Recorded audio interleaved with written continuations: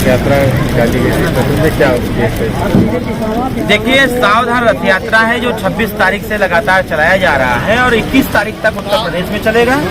उसके बाद 27 अक्टूबर को बिहार, बगल के प्रदेश बिहार के गांधी मैदान पटना में दसियों लाख की भीड़ इकट्ठा करके हम लोग पूरे देश को संदेश देंगे कि जिस प्रकार से उत्तर प्रदेश में जो सरकारें रही हैं या जो सरकारें हैं, ये सरकारें वोट लेने के नाम पर तमाम तरह के वादे करते हैं और जब उन वादों को पूरा करने का समय आता है तो फिर जनता को कहीं न कहीं पीछे ढकेल देते हैं। ओम प्रकाश राजभर एक ऐसे नेता हैं जो हमेशा अपने वादे पर खड़े रहते हैं। ओम प्रकाश राजभर जी ने 2017 के विधानसभा में से लेकर के 2022 के विधानसभा में लगातार अनवरत गरीबों के हक हिस्साधिकार के लिए, वंचित, पिछड़े, दलित, अल्पसंख्यक तमाम वर्गों के लिए जो भी लड़ाई, जैसे भारतीय जनता पार्टी ने भी और समाजवादी पार्टी ने भी कहा था कि हम जातिगत जनगणना कराएंगे। सरकार बन गई, जातिगत जनगणना भारतीय जनता पार्टी करने से पीछे हट रही है और वहीं पर समाजवादी पार्टी का मुंह से आवाज नहीं निकल रही है। कहीं न कहीं समाजवादी पार्टी के राष्ट्रीय अध्यक्ष अखिलेश यादव जी ने यह भी बात कहा था चुनाव के दौरान कि सरकार बनेगी तो उत्तर प्रदेश में बिजली का बिल माफ किया जाएगा। इतना दिन हो गया, सरकार भाजपा की बन गई, लेकिन एक बार भी न तो प्रेस कॉन्फ्रेंस हुई, न तो कोई धरना हुआ, न कोई प्रदर्शन हुआ कि बिजली बिल माफी को लेकर के। उत्तर प्रदेश में जिस प्रकार से बेरोजगारी बढ़ रही है, इस पे किसी का ध्यान नहीं जा रहा है। विपक्ष के सारे नेता सिर्फ सत्ता को पाने के लिए परेशान हैं और एक नेता विपक्ष में है ओम प्रकाश राजभर, जो बेरोजगारी, बढ़ती बेरोजगारी पर सड़क से लेकर सदन तक लड़ाई लड़ने का कार्य करते हैं। जिस प्रकार से उत्तर प्रदेश में अन्याय, अत्याचार और भ्रष्टाचार बढ़ रहा है, इस पे अगर कोई बखूबी बात रखता है, बेबाकी से रखता है तो ओम प्रकाश राजभर।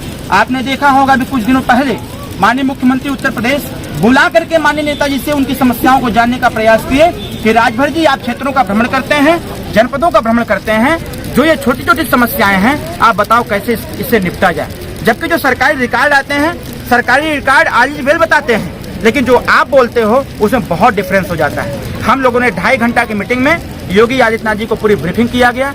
ब्रीफिंग करने के बाद स्पष्ट रूप से कहा गया कि उत्तर प्रदेश में भूमाफियाओं के आड़ में, भूमाफियाओं से जमीन खाली कराने के आड़ में कहीं न कहीं गरीबों को परेशान किया जा रहा है। गरीबों के घर गिराए जा रहे हैं, जो लगभग 10 साल से लेकर 60 साल तक बेचारे वहां पड़े हुए हैं, उनके घरों को गिरा दिया जा रहा है। इससे निजात दिलाइए।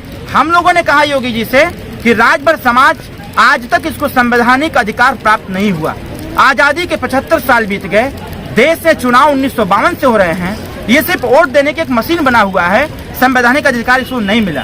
योगी जी ने पूछा कैसे मिलेगा? हम लोगों ने कहा कि अनुसूचित जनजाति की 19 जातियों में से 18 जातियों को आपने अनुसूचित जनजाति में शामिल कर दिया, अकेले राजभर छूटा हुआ है, इसको भी अनुसूचित जनजाति में शामिल कर दीजिए। उन्होंने तत्काल प्रस्ताव बना करके भेजा, बधाई है उनको।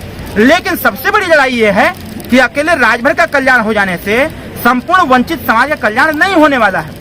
हम लोगों ने पूरे दबाव के साथ योगी आदित्यनाथ जी को प्रेशर बनाया है, उन पर प्रेशर बनाया है कि जो सामाजिक न्याय समिति की रिपोर्ट 2019 में उत्तर प्रदेश सरकार को पेश हुई थी, वो रिपोर्ट लागू किया जाए ताकि उत्तर प्रदेश में रहने वाली वो संपूर्ण वंचित समाज, जो गरीब है, पिछड़े हैं, दलित हैं, वंचित हैं, ऐसे लोगों को सामाजिक, शैक्षणिक, राजनीतिक, आर्थिक दृष्टिकोण से उनको लाभ पहुंचाया जा सके। इन सारे मुद्दों को लेकर के हम लोग लड़े, उनसे बात कहे और मैं धन्यवाद देता हूँ कि वो सारी बातें कहीं न कहीं धरातल पर लाने का भी प्रयास किया जा रहा है। इन्हीं सारे उद्देश्य को लेकर के हम जनता को जागरूक कर रहे हैं सावधान रथ यात्रा के माध्यम से कि ये सपा बसपा का चक्कर छोड़ो और ओम प्रकाश राजभर का चक्कर चलाइए, ओम प्रकाश राजभर के साथ रहिए, क्योंकि उत्तर प्रदेश और देश में एक ही ऐसा नेता है जो हर बार सिर्फ गरीबों के हिस्से की बात करता है, उनको न्याय कैसे मिलेगा इस पे बात करता है, नौजवानों को रोजगार कैसे मिलेगा इस पे बात करता है, बच्चों को अच्छी शिक्षा कैसे मिलेगी इस पे बात करता है। उत्तर प्रदेश देश में एक प्रकार की शिक्षा लागू हो अगर कोई बात करता है तो ओम प्रकाश राजभर।